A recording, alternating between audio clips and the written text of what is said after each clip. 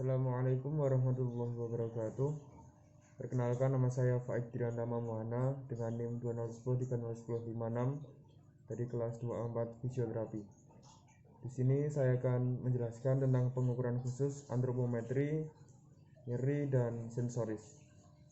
Jadi, antropometri berasal dari kata antropos dan metros. Antropos berarti tubuh dan metros berarti ukuran. Jadi, antropometri bisa diartikan sebagai ukuran tubuh.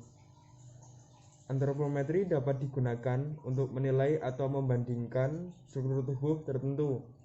Misalnya antara bagian tubuh kiri dengan kanan apakah sama atau simetris atau tidak asimetris.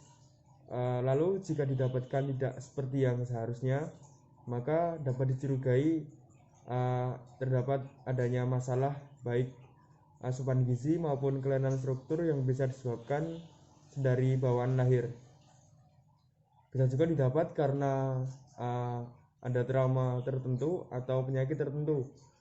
Oleh karena itu, pengukuran antropometri ini penting untuk dilakukan fisioterapis, terutama pada bayi, anak-anak, sita pasien, atau gangguan pada ortopedi. Kemudian saya akan menjelaskan prinsip pengukuran pada antropometri. Pada upper extremity, yang pertama ada true length, terdapat di lengan dari acromion sampai dengan processus styloideus tadi. Panjang seluruh tangannya yaitu dari acromion sampai dengan ujung jari tengah. Kemudian yang kedua, bone length, ada OS humeri atau lengan atas, itu dari acromion sampai dengan epicondylus lateralis. Dan pada OS radius dan ulna atau lengan bawah itu dari epicondylus lateralis sampai dengan processus styloideus radii. Kemudian pada lower extremity juga terdapat dua. Yang pertama yaitu true length, itu tungkai dari sias sampai dengan malleolus lateralis, atau panjang keseluruhan tungkai dari umbilicius sampai dengan malleolus lateralis. Kemudian yang kedua, bone length, itu OS femur atau tungkai atas, itu dari trochanter major sampai dengan epicondylus lateralis tibia. OS tibia dan fibula atau tungkai bawah itu dari epicondylus lateralis tibia sampai dengan malleolus lateralis. Untuk pengukuran odema, pengukurannya dimulai dari aksis atau dari titiknya, kemudian dimulai dari per 5 cm, 10 cm, 15 cm itu di atas aksis, di bawah aksis, kemudian lalu dibandingkan lingkar anggota tubuh kiri dan kanan apakah sama atau tidak. Baik, saya akan mengukur lengan bapak.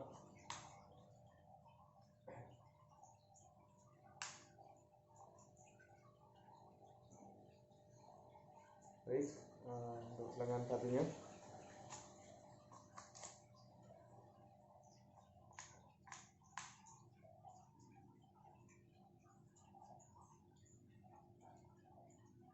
Sama.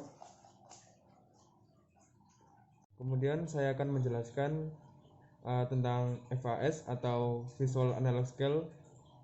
Cara ini adalah untuk mengetahui pemeriksaan nyeri, serta cara ini juga yang paling banyak digunakan untuk menilai nyeri. Skala linear ini menggambarkan secara visual gradasi dari tingkat nyeri yang mungkin dialami seorang pasien. Lalu rentang nyeri diwakili sebagai garis panjang 10 cm dengan atau tanpa tanda pada tiap sentimeter. Tanda pada kedua ujung garis ini dapat berupa angka atau pernyataan deskriptif. Ujung yang satu mewakili tidak ada nyeri, sedangkan pada ujung yang lain mewakili adanya rasa nyeri terparah yang mungkin terjadi. Dan bahkan dengan kata lain, pengukuran nyeri dengan VAS itu sebenarnya langsung dari pasien itu sendiri. Sebelumnya mohon maaf Pak, boleh tahu bagian nyeri yang ada pada Bapak bagian mana ya? bagian lutut ya. Oke.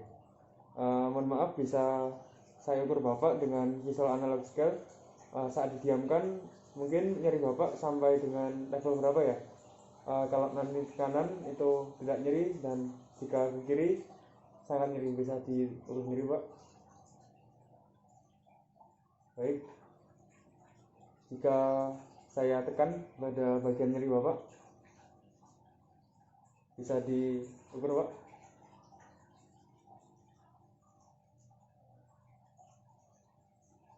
Oke, baik.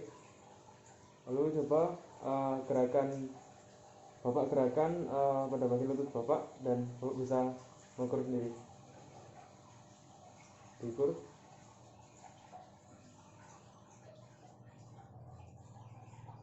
Oke, baik Pak. Terima kasih. Kemudian verbal descriptive skill atau VDS. Pasien ini dapat menjelaskan atau dapat mendeskripsikan nyeri yang dialaminya seperti apa. Untuk nilai 0 sama sekali tidak ada nyeri.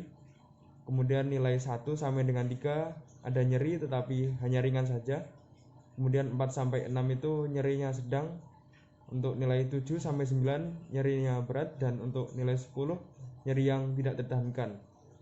Kemudian nyeri yang menjadi patokan adalah nyeri pada saat diam, kemudian nyeri pada saat bergerak, dan nyeri pada saat ditekan.